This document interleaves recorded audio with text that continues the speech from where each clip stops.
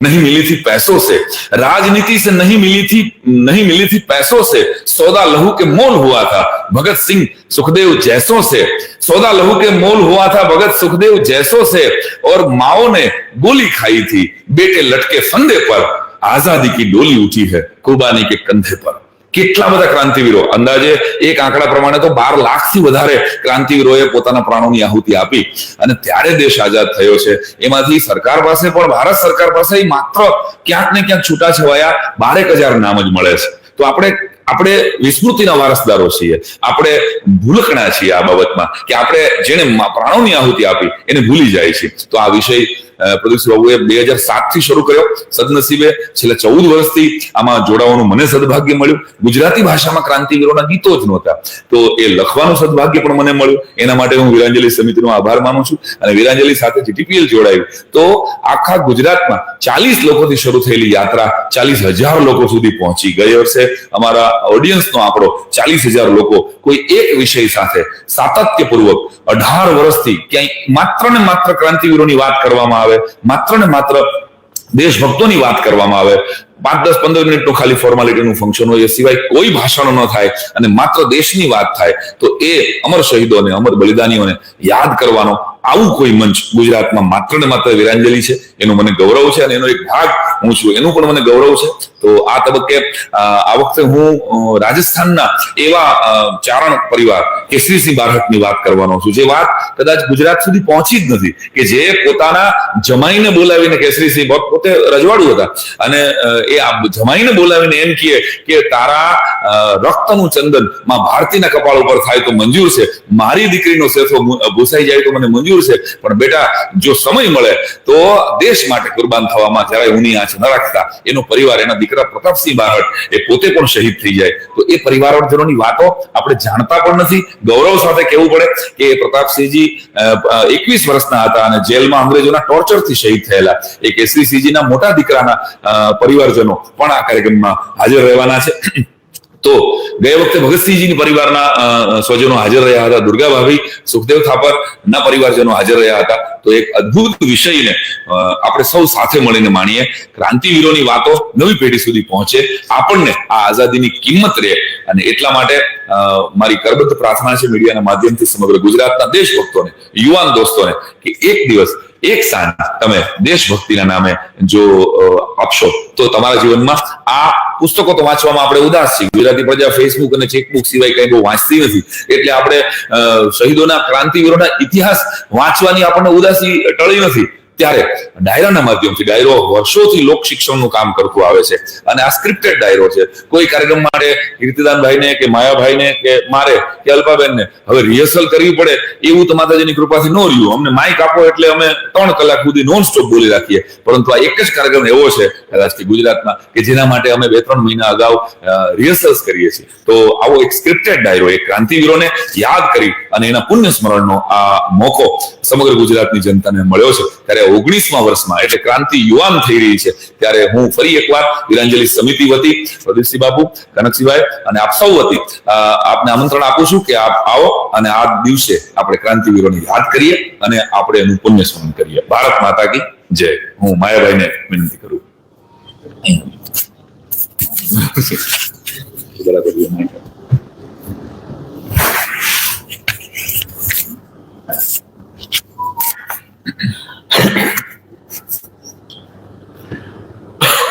પહેલા તો આ બધાને નમસ્તે અને દરેક પત્રકાર મિત્રોનું સ્વાગત છે। પ્રદીપસિંહ બાપુએ જે વાત કરી, સાયરામભાઈએ જે વાત કરી, ગુજરાતના અલગ અલગ વિસ્તારમાં અલગ અલગ એક કાર્યક્રમોનો એક મહત્વ હોય છે। જેવી રીતે શિવરાત્રી છે તો બધા ભક્તિ રસ માટે એ તળસતા હોય છે। આપણા લોકમેળાઓ પણ છે, માધવપુરના મેળાથી લઈ અને તરણેતર સુધી, પણ અત્યાર સુધી ગુજરાતમાં અથવા તો ભારતમાં રાષ્ટ્રભક્તિ માટેનો કોઈ કાર્યક્રમ શરૂ થયો હોય તો એ સાણંદમાં પ્રદીપસિંહ બાપુએ કર્યું છે, એનું મને ગૌરવ છે। કારણ આખા ગુજરાતને છેલ્લા 18 વર્ષથી કાગડોળે રાહ જોવાતી હોય છે કે આ એક જ ડાયરો એવો છે કે એમાં ભક્તિ રસ તો હોય છે, પણ રાષ્ટ્રભક્તિનો જે રસ જો પ્રદાન થતો હોય તો એ સાણંદના વીરાંજલિ કાર્યક્રમમાં થતો હોય છે. મારે વચ્ચે પણ 2 વાર એ કાર્યક્રમમાં જઈ આવ્યો છું.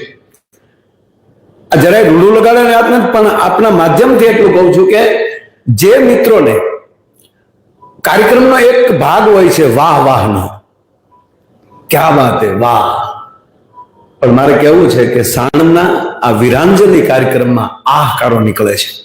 અને જ્યાં સુધી ભારત વર્ષના કે ગુજરાતના યુવાનોમાં આહકારો નહીં આવે, જ્યાં પીડા નહીં હોય, જ્યાં વેદના નહીં હોય, એ પીડા અને વેદના વગરનો પ્રેમ એ રાષ્ટ્રભક્તિ સુધી ન પહોંચાડી શકે. પણ મારે એટલું કહેવું છે કે આ સાણંદના કાર્યક્રમમાં, વીરાંજલિ કાર્યક્રમમાં માણસો આંખ ભીંડી કરીને જાય છે કે આ રાષ્ટ્ર માટે આવા વીર પુરુષોએ બલિદાન આપ્યા. તમે કલ્પના કરો, ભગતસિંહને પોતાની દાઢી કાઢવી પડે, પોતાને વાળ ઉતારવા પડે અને એને માથે ટોપી પહેરવી પડે, અને તો જ અંગ્રેજોના ઓલામાં જઈ શકે. આવી પીડા પ્રાપ્ત કરીને, દાખલા તરીકે દરેક કલાકારો અલગ અલગ એક એક વીરોની વાત કરવાના છે. સાયરામભાઈ કીધું કે ભાઈ દર વર્ષે કાંઈક નવું પાત્ર જે સમાજ વચ્ચે નથી ગવાણું અથવા તો એને યાદ નથી કર્યું, એને બદલે આ કાર્યક્રમ એમના પરિવારને બોતીને મંચ ઉપર લાવે છે. એટલે સમાજને એ પણ વાત હોય કે ભગતસિંહના પરિવારને આપણે ક્યારે મળી શકીએ. કોઈ પણ જેટલા નામ લઈએ તો આ કાર્યક્રમની અંદર, ગુજરાતની અંદર હું એમ કહું કે આ પહેલો એવો કાર્યક્રમ છે. અને ત્રીજી વાત,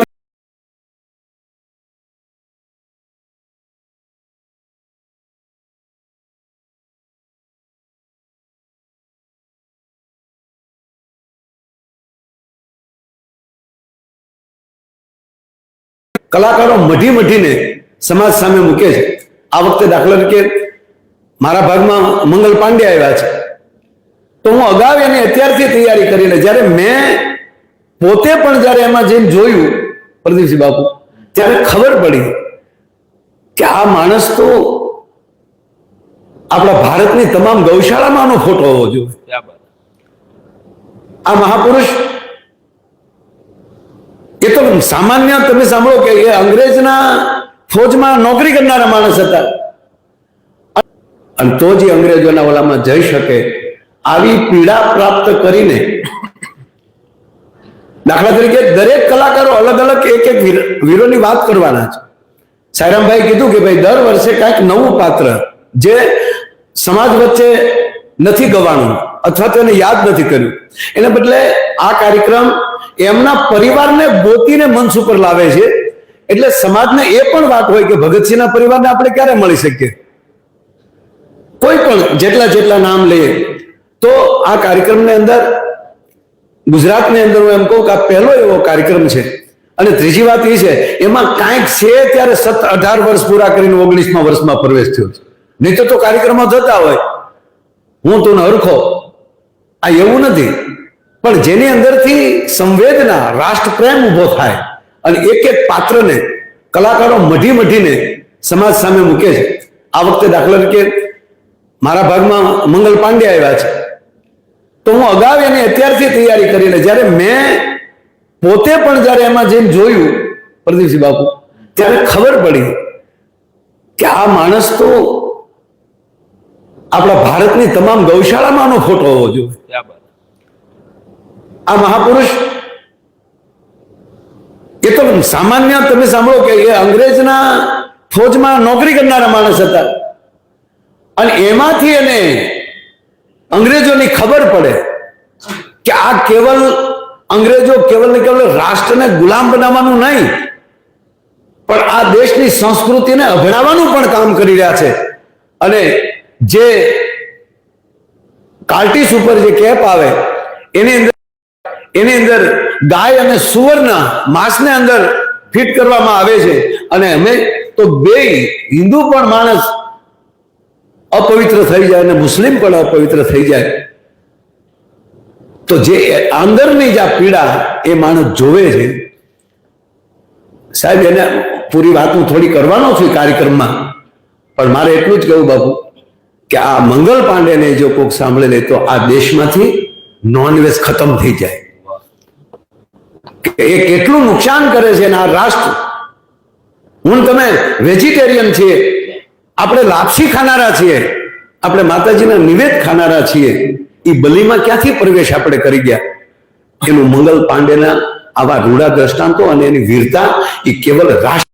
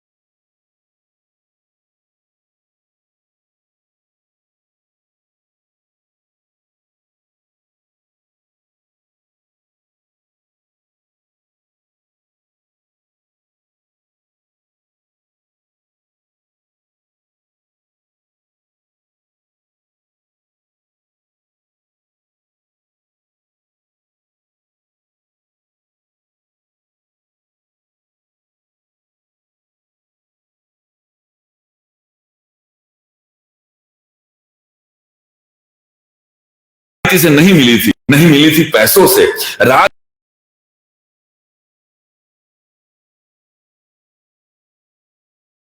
એનું મંગલ પાંડેના આવા રૂડા દ્રષ્ટાંતો અને એની વીરતા એ કેવલ રાષ્ટ્રભક્તિ નહીં, પણ મારા તમારા જે અંદરની જે સંસ્કૃતિ છે એનું પણ જો જતન કરતા શીખવાડ્યું હોય તો આવા મંગલ પાંડે જેવા પાત્રો, આવા કઈ પાત્રો, આ તો 19મા વર્ષમાં પ્રવેશ થયા, પણ આ હો વર્ષ સુધી આની ગાથાઓ ગાયા કરીએ.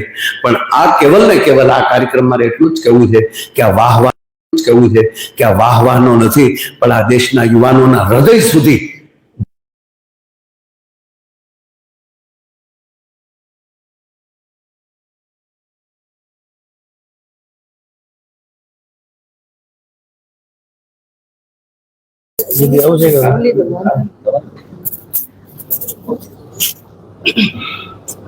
આપ સૌને મારા નમસ્કાર. વંદે માતરમ. છેલ્લા 18 વર્ષથી વિરંજની કાર્યક્રમ થાય છે એનો આપણે સૌને ખૂબ ગર્વ છે. અને ખાસ મને પોતાને ગર્વ એ છે કે બીજી વખત મને દેશભક્તિના ગીતો ગાવાનો અવસર મળ્યો છે. અને આ તકે વિરંજની સમિતિ અને મારા પ્રદીપસિંહ બાપુનો ખૂબ ખૂબ આભાર માનું છું. અમારા સાયનાભાઈ દવે જેમણે ખૂબ ગુજરાતી ગીતો લખ્યા છે, કારણ કે દેશભક્તિના ગીતો હિન્દીમાં તો આપણે બધા સાંભળીએ છીએ, ये देश के वीर जवान गए मेरे वतन के लोगों, मेरे देश की धरती मेरी मिट्टी, ઘણા બધા ગીતો આપણે સાંભળ્યા છે. પણ ગુજરાતીમાં જો દેશભક્તિના ગીતો સાંભળવા હોય તો એના માટે તો વિરાજલીનું મંચ મને લાગે છે એ જ યોગ્ય છે. કારણ કે ઝાંસીની રાણીના ગીતો હિન્દીમાં ઘણા બધા લખાયા છે, પણ મને પહેલી વખત એવો અવસર મળ્યો છે કે હું ગુજરાતીમાં ઝાંસીની રાણીનું સભાખરું વિરાજલીના મંચ પરથી ગાઈશ. વર્ષ દરમિયાન આપણે ઘણા બધા લોકગાયના, ભજન કોન્સર્ટ, બોલિવૂડ નાઇટ, આપણે ઘણા બધા એવા પ્રોગ્રામ આપણે જતા હોઈએ છીએ. અને એ ચાન્સ તો આપણને કદાચ એક વખત ચૂકી જાય તો બીજી વખત પણ મળે છે. પણ આ કાર્યક્રમ એવો છે, વિરાજલી કાર્યક્રમ, કે માત્ર વર્ષમાં એક જ વખત આવે છે. એટલે હું બધાને વિનંતી કરીશ, ખાસ કરીને યુવાનોને વિનંતી કરીશ કે આપણા ક્રાંતિવીરોના ગીતો, દેશભક્તિના ગીતો અને એવી કંઈક ક્રાંતિવીરોની ગાથા, એવી કંઈક વાતો, છુપાયેલી વાતો જે આપણે નથી સાંભળી, તો આ સ્ટેજ ઉપરથી આપણને ઘણી બધી એવી વાતો સાંભળવા મળશે. તો એના માટે ખાસ 23 માર્ચે વિરાજલી કાર્યક્રમમાં આપ બધા અચૂકથી પધારજો. વંદે માતરમ. સાયરાભાઈએ એક ખૂબ સરસ મજાનું ઝાંસીની સભાખરું લખ્યું છે, તો એની એક લાઈન હું તમને સંભળાવીશ. મહારાણી લક્ષ્મીની સો વીરતા કહાણી કેવી શાણી એ પુરાણી ઝાંસી વાળી જેનું નામ કાળી એની દેખ ગોળા ઓના માપી લીધે માણી માણી લની મોજ વાળી અંધારાનું કામ. મહારાણી લક્ષ્મીની સો વીરતા કહાણી કેવી શાણી એ પુરાણી ઝાંસી વાળી જેનું નામ કાળી એની દેખ ગોળા ઓના માપી લીધે માણી માણી લની મોજ વાળી અંધારાનું કામ. કાશીમાં પ્રવાસી મન રમે હસી હસી કેવી વળી ઘણી ઘણી વાતો બધી નાસીને આવે મોરો પતે દેશ પ્રેમ ભેરો ખાસી ખાસી મારો ભાસી જાસી યુદ્ધ મારી સિંહણ સમાન ધન્યવાદ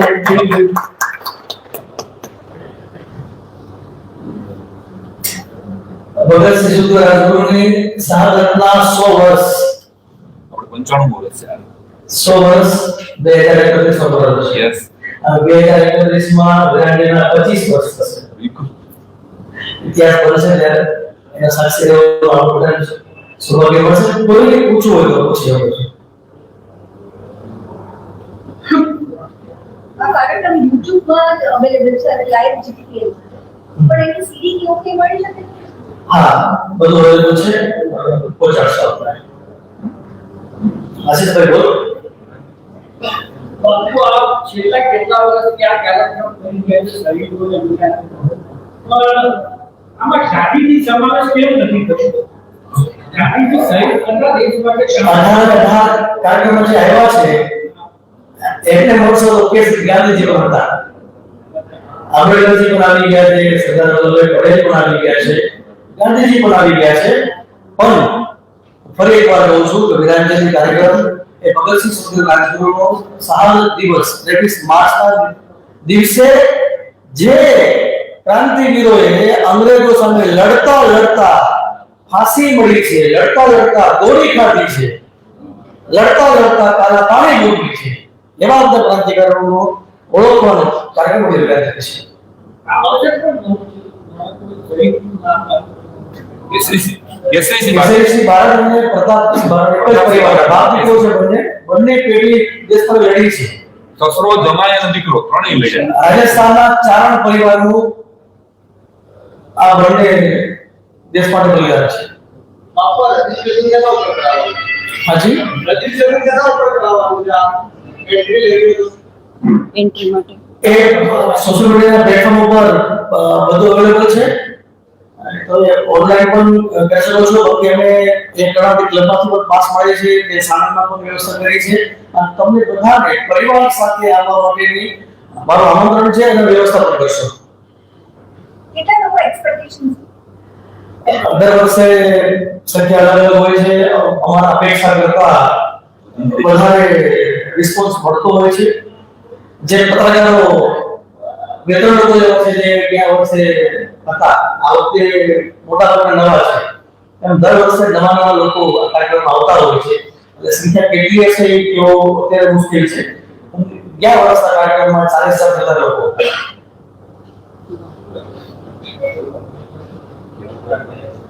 પૂછું છું the best thank you thank you આ કાર્યક્રમ બનાવો છે આ કાર્યક્રમ મારો છે અને વેરેબલ સમિતિનો છે અને જીટીપીનો છે આ કાર્યક્રમ આપણે બનાવવો છે જે દેશને પ્રેમ કરે છે જેને આઝાદીનું ગૌરવ છે અને જેને આઝાદી અપાવવાના ક્રાંતિકારો માન છે એ બધાનો કાર્યક્રમ છે બધાનું સ્વાગત છે વંદે માતરમ ભારત માતા કી જય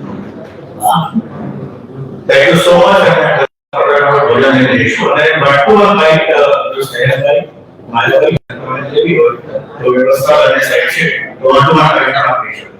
Thank you. હા, thank you. A group photo ઉભા થઈને Thank